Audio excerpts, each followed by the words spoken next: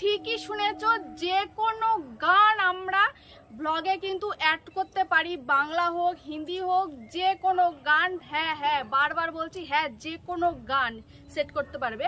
তো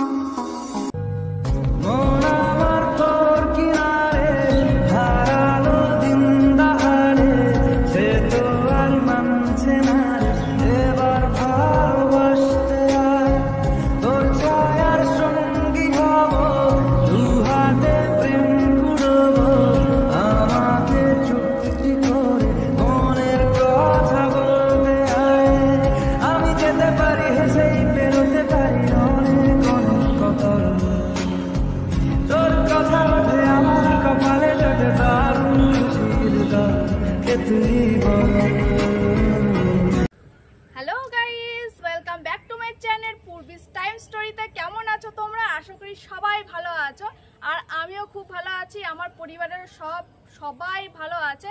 তো চলে এসেছি মোস্ট রিকোয়েস্টের একটা ভিডিও নিয়ে। তো তোমরা অনেকেই প্রবলেম ফেস করো যে কিভাবে কপিরাইট ফ্রি গান তোমরা ব্লগে অ্যাড করবে। তো আমি যেভাবে করি, যে কোনো গান তোমরা ব্লগে ইউজ করতে পারবে, সেটা বাংলা হোক হিন্দি হোক। হ্যাঁ হ্যাঁ, তোমরা ঠিকই শুনেছো, যে কোনো গান হোক সেটা তোমরা ব্লগে অ্যাড করতে পারবে। তো কিভাবে অ্যাড করবে আর আমি কিভাবে অ্যাড করি, তো সবটাই তোমাদেরকে বলবো। তো আমি আজকে বেসিক্যালি তিনটে বিষয়ে কথা বলবো। প্রথমে যে বিষয়ে কথা বলবো সেটা হচ্ছে যে ব্লগ করার সময় যে ক্যামেরাটা কিভাবে ধরতে হয়, সেটা কিন্তু আগে আমাদেরকে জানতে হবে। তো প্রথমেই দেখাবো যে ব্লগের জন্য ক্যামেরাটাকে কিভাবে ধরতে হয়, কিভাবে সেট করতে হয়। তো চলো দেখে নাও। তো প্রথমে আমি বলে দিই, আমি কিন্তু বড় বাপের ব্লগার নই। তো আমি যেটুকু জানি, আর যারা নতুন ইউজার, যারা ইউটিউবে ভাবছো ঢুকবো, তো তারা অনেক সমস্যায় থাকো যে কিভাবে ক্যামেরা ধরতে হবে, কিভাবে গান সেট করতে হবে, কিভাবে এডিট করতে হবে। তো সেই বিষয়ে চলে এসেছি। আমি কিন্তু যখন ইউটিউব জার্নিতে ঢুকেছিলাম তখন কিন্তু অনেক প্রবলেম ফেস করেছি। তো তোমরাও যাতে প্রবলেমগুলো ফেস না করো, তো তার জন্য কিন্তু আমি চলে এসেছি। আর নিয়ে নিয়েছি একটা ক্যামেরা। তো ক্যামেরাটা তো লাগবে। আর ক্যামেরা যখন তোমরা ব্লগটা শুরু করবে, খুব একটা অনেক কিছুর দরকার নেই। তোমরা যদি একটা স্ট্যান্ড পারো তো স্ট্যান্ড নিয়ে নিতে পারো, আর হাতেই ব্লগ করা যায়। তো এইভাবে ব্লগ করা যায়। আর যদি খুব যে ভাবো যে একটু কোথাও গেছো ভিড় ভাট্টার মধ্যে, তো এরকম একটা নিয়ে নিতে পারো, স্ট্যান্ড নিয়ে নিতে পারো, যেটা হচ্ছে কি এইভাবে ধরে অনেকটা পেজ দেখানো যায়। তো প্রথমে বলবো যে ব্লগ ভিডিওর জন্য ক্যামেরাটা কিভাবে ধরবে। তো দেখো, ব্লগ ভিডিও বানানোর এটা কিন্তু এই মোবাইলটা আমি যে ধরছি সেটা কিন্তু শর্টস বানানোর জন্য। এই মোবাইলটা এইভাবে ধরা মানে শর্টস, এইভাবে শর্টস তৈরি করতে হয়। আর ব্লগ কিন্তু তৈরি করতে হয় এইভাবে মোবাইলটা ধরতে হয়। তো আমি যখন ব্লগ শুরু করেছিলাম, তো দু হাতেও ধরতে পারো আর এক হাতেও ধরতে, এক হাতেই বেসিক্যালি আমরা যখন ব্লগ করি এক হাতেই ধরি। তো আর যখন নর্মাল ভিডিও করি তখন এইভাবে ধরে নিই, তাহলে সুবিধা হয়। যাই হোক, তো আমি যখন ফার্স্ট ইউটিউব জার্নি শুরু করি তখন কিন্তু আমি এইভাবে ক্যামেরাটা করতাম। তো এখনও হাসি পাই সেই ব্যাপারটা।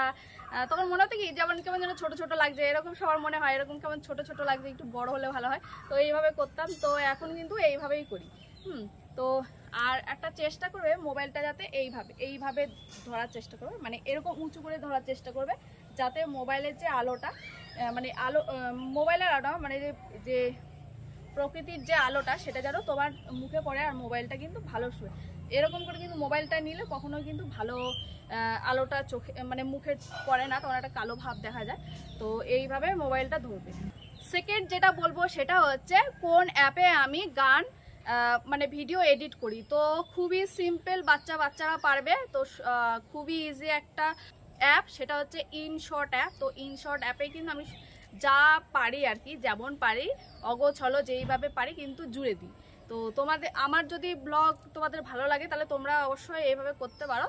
তো ইনশর্ট অ্যাপে কিন্তু আমি প্রত্যেকটা ইয়ে করে ফেলি।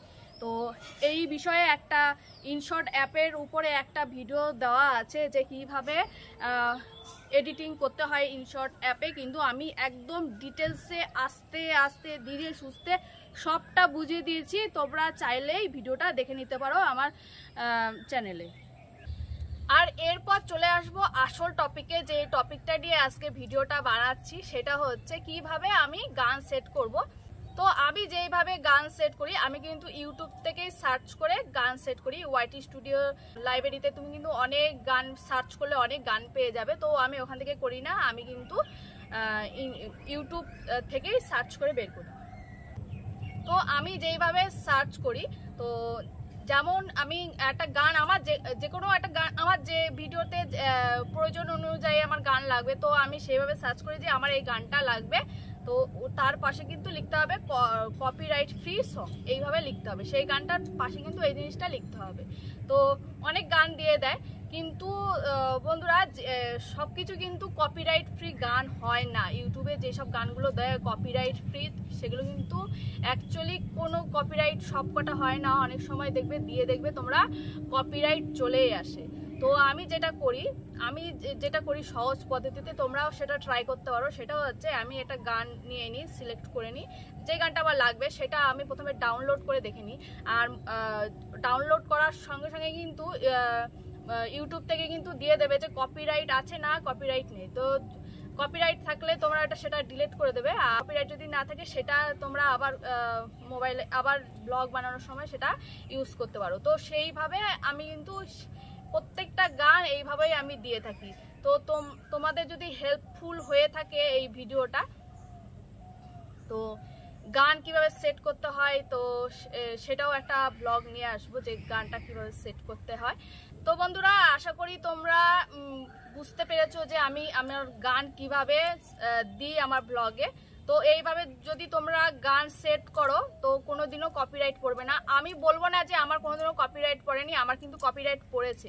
যখন থেকে আমি বুঝতে পেরেছি যে এইভাবে করলে কেমন হয়, তো এইভাবে করাতে কিন্তু এখন আমার কপিরাইট ক্লেমটা আসে না। আর যদিও এসে যায় তখন আমি কি করি, ডিলিট করে ফেলি। তো কোনো প্রবলেম হয় না। তোমরাও এই ট্রিকটা কিন্তু অবলম্বন করতে পারো, তাহলে কিন্তু তোমাদের একটা ভালো একটা বেশ ব্যাকগ্রাউন্ড মিউজিক, সেটাও বেশ হয় না, ব্যাকগ্রাউন্ড যে মিউজিকগুলো সেগুলো কিন্তু অনেক সময় কপিরাইট লেখা থাকে, কপিরাইট ফ্রি, কিন্তু সেগুলো কিন্তু অনেক সময় দিয়ে দিলে কিন্তু কপিরাইট দেখায়। তো সেম ভাবে সেই মিউজিকগুলো কিন্তু তোমরা ওইভাবে একই রকম ডাউনলোড করে দেখে নেবে, তারপরে কিন্তু সঙ্গে সঙ্গে ইউটিউব থেকে কিন্তু দিয়ে দেয় কপিরাইট ক্লেম আছে না নেই। তো এইভাবে করতে পারো। এখনকার মতো এইটুকু। যদি ভালো লাগে আমার এই ভিডিওটা, যদি হেল্পফুল হয়ে থাকে, তাহলে অবশ্যই একটি লাইক দেবে আর সুন্দর সুন্দর কমেন্ট করবে। আর আমি আর কি করতে পারি তোমাদের জন্য, তো কতটা হেল্প করতে পারি সেটাও তোমাদের দেখব। তো ধন্যবাদ, থ্যাঙ্কস ফর ওয়াচিং। দেখা হবে পরের দিন নতুন কোনো ব্লগে। Tata, bye bye.